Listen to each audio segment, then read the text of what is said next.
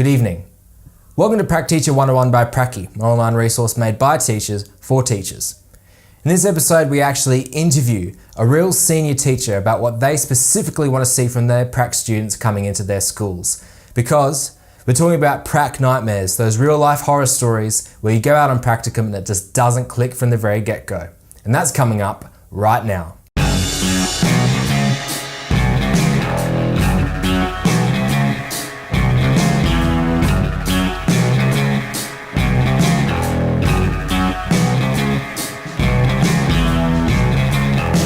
What is up, Prackies? My name is Liam D. Auliciems, and you're watching Prac Teacher 101. In this episode, we're talking about those real-life horror stories when you go out to Prac and everything just goes worst-case scenario from the very get-go. I actually sat down with a senior teacher with over 30 years' experience in Australia's education system for his point of view on this very subject, and his knowledge and his opinions and his advice was invaluable. So I thought I would share that with you about this very topic. But before we get going, just a reminder to hit that subscribe button down below, hit the thumbs up and support Prac-E and young teachers all around Australia. I think them showing some initiative, them wanting to actually extend themselves and really immerse themselves with their practical.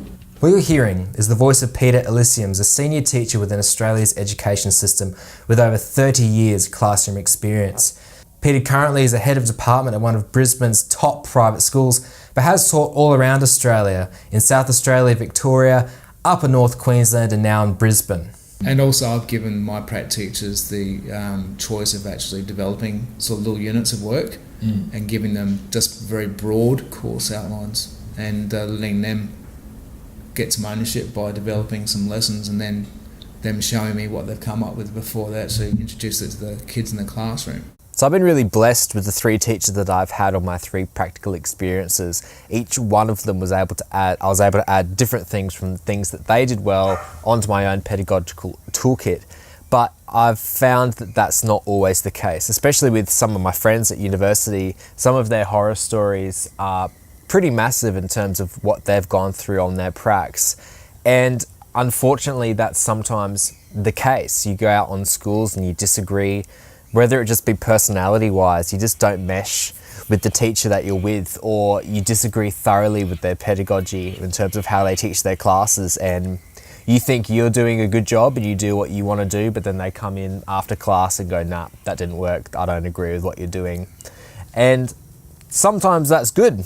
You can see different viewpoints. I know my second prac was a bit like that. She was a big one for learning methods and splitting things up to account for all different types of kids. But you can agree to disagree, but there has to be that professional level with that. I suppose in that situation would be how it works out in the classroom. If they, like, I'm not a huge fan of group work only because when I do it, I find that there are a lot of kids who slack off and let the others do the bulk of the work, and it takes a lot of management, and sometimes I just haven't got the energy, so I tend to avoid it. But if they go for group work and it works and the kids seem to be enjoying themselves and we've got good participation rates and the outcomes are good in terms of the kids learning, well, then that's fine. If they want to go for that, I think the proof would be in the pudding. If the classes aren't chaotic and the environment is still a safe place and kids aren't being harmed and learning's taking place, that's fine. And that's how we can learn from the prac students as well. As an example, just simple things that I don't do much or anymore is just getting the kids up out of classrooms and writing things up on the whiteboard. No, for senior kids, I haven't bothered doing that for years. And yet my last prac teacher, she got the kids to do that quite a bit. So it's a bit like a virtual bit of butcher's paper. They're going up and writing up on the whiteboard. And they really enjoyed it. They loved it. And I'll probably do it again. I'll probably copy what she did, because I haven't done that for a long time. And she also got some kids to stand up when they gave answers to some questions in class, and that tended to work out okay too in certain situations. So you can always learn even from beginning teachers. My friend went out on prac and they clashed immediately in terms of personality. This staff room was notorious. In fact, I have some teaching mates that have been to that school and warned her.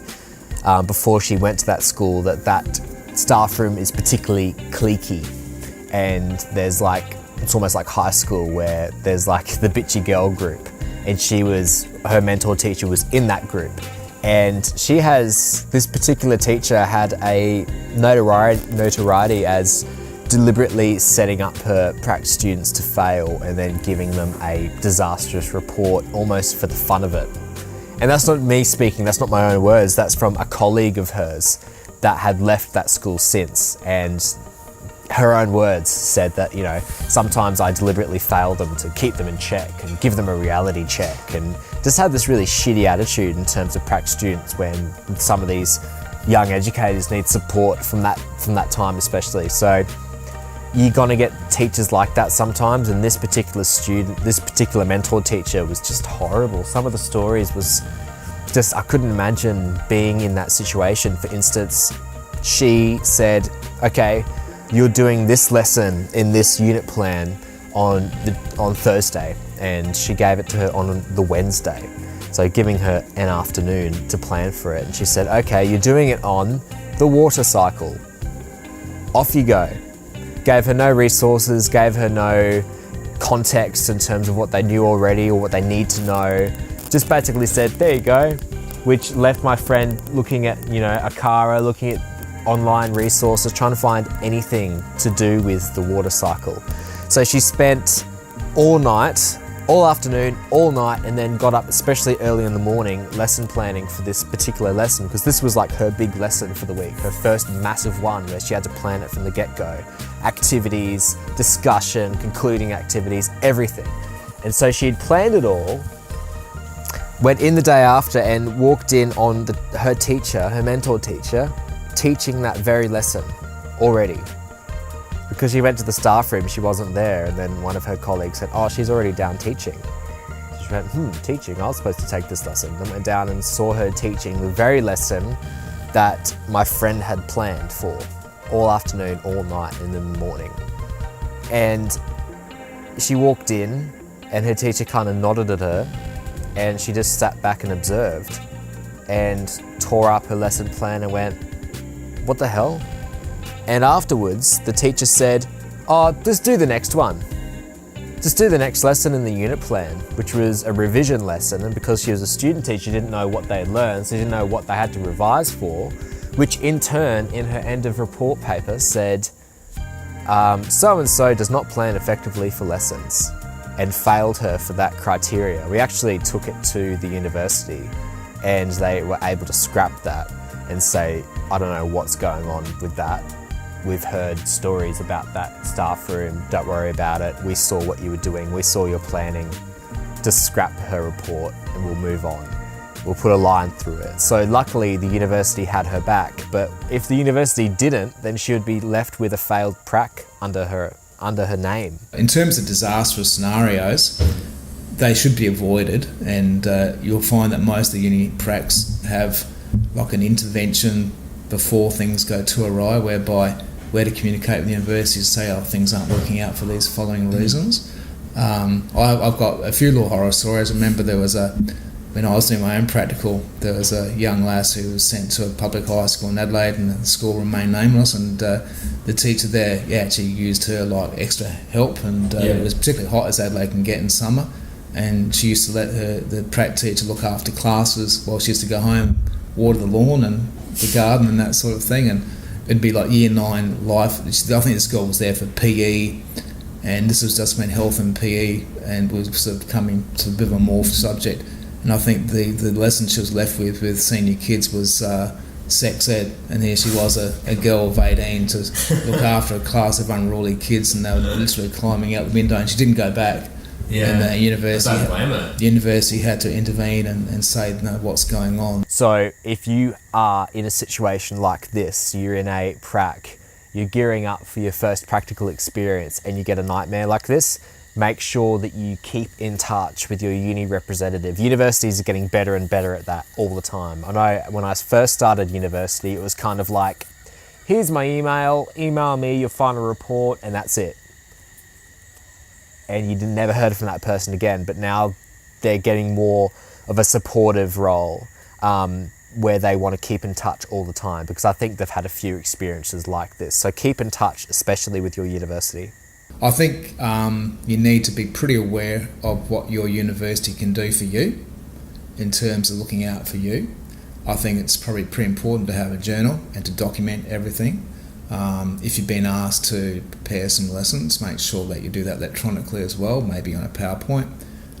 Have an email trail where you send it to your moderating teacher, so you've got evidence that you've done what was been asked of you, things like that.